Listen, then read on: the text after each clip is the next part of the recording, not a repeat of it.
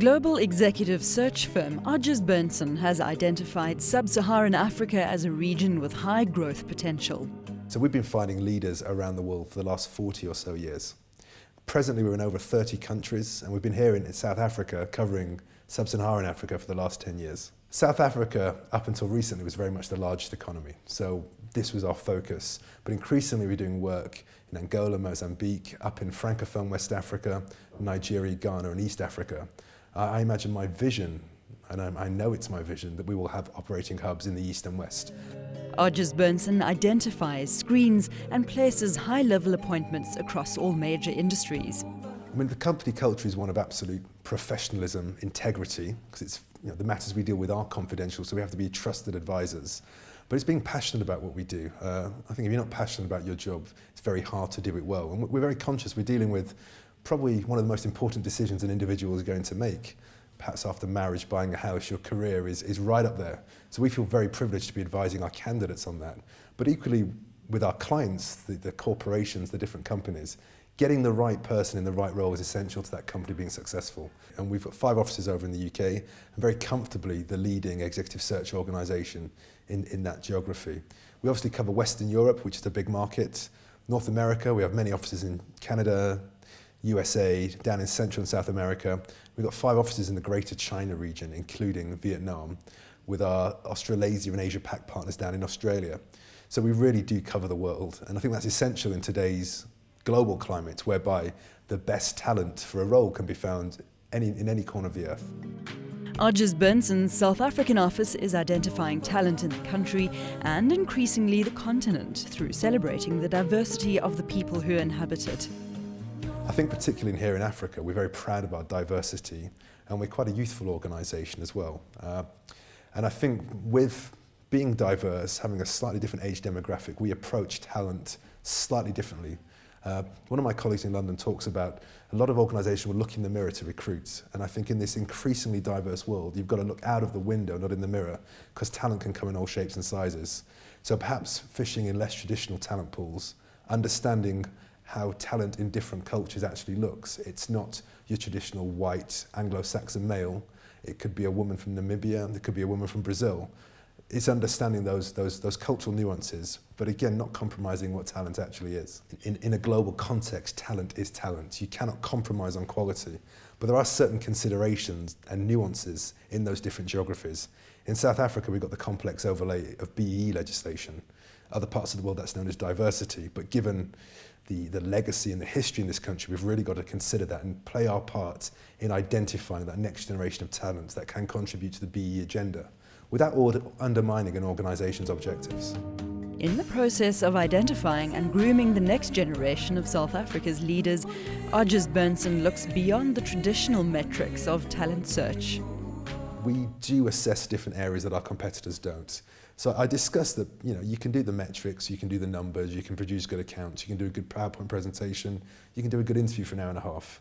But we do go deeper when we assess our candidates, and we're looking at self-awareness.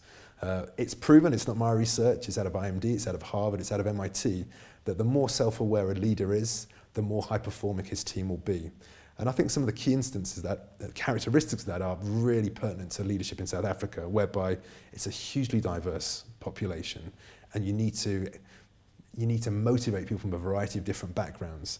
And if you're self-aware, you'll understand what your weaknesses are, so you can bring people in that can support you on your weaknesses, and not being afraid to say, I don't understand, to reach out, to make sure you can truly communicate with your team.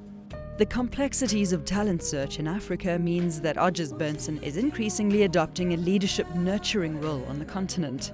Africa has huge potential, a huge vibrancy, and it's a huge opportunity, but it does need exceptional leaders to address some of those legacy challenges, like apartheid, for example, like civil war, and actually help raise the local economies, the socio-economic agendas.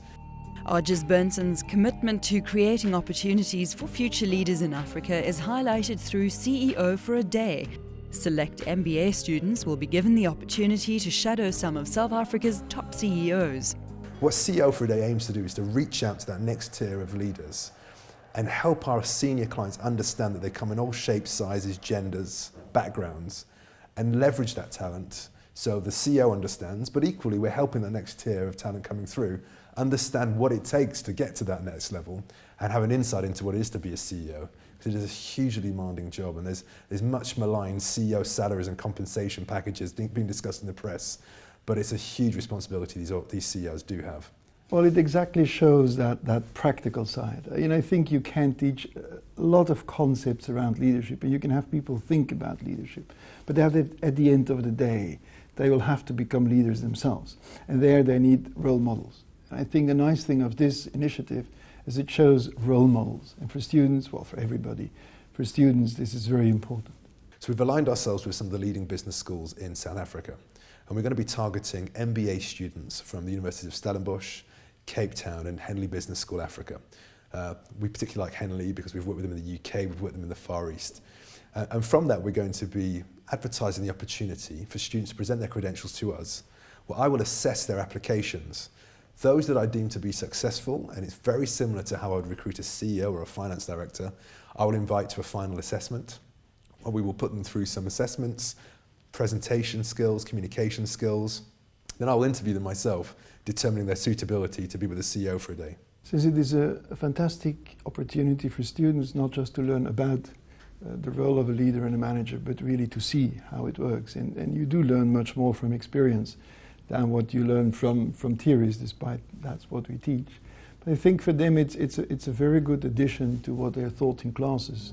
A total of 7 MBA students will be selected and matched with a CEO.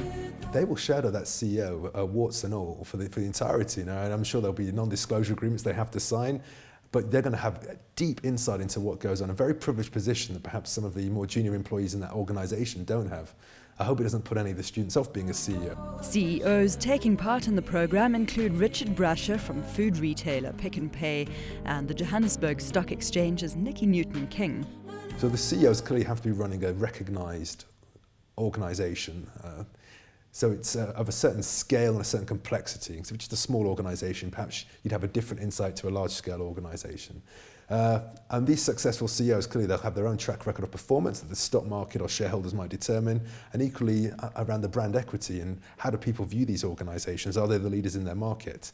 And I think what the students will see is, at the executive level, and even at the MBA level, the student level, perhaps everybody has the necessary intelligence, commercial, numerical and verbal skills to get the job done. But what is that distinguishing factor that makes them become a CEO? And invariably we will look at and see it's around communication skills. The X factor of leadership, self-awareness, these are the differentiating factors between those that can, but those that actually do and go on to succeed. There's a lot that is done around leadership in corporate South Africa, and that's fantastic. However, I think there's much more needed. If Africa needs anything, since I guess they have everything, it is leadership. One of the key learning points for selected students will be how to make themselves more marketable in a very competitive job hunting landscape. You can be extremely talented, but if you don't know how to navigate the corporate world, recruitment processes, interview, present, position your CV, you could be the best person in the world for a role, but nobody else knows about it. So it's understanding how to communicate your skills. And then there's an element of practice to that. So I think people will be left very clear on how competitive it is, but again, how do you stack those odds in your favour? Campaigns like CEO for a Day are one way in which Odgers Berndtson is working towards establishing the company as an executive talent and leadership authority in Africa. I'd like Odgers to be undisputedly the #1 executive search organisation in Africa. But I think beyond that, I'd like my team and my clients and my candidates to feel we've made a material impact into improving the quality of leadership in South Africa and in Africa.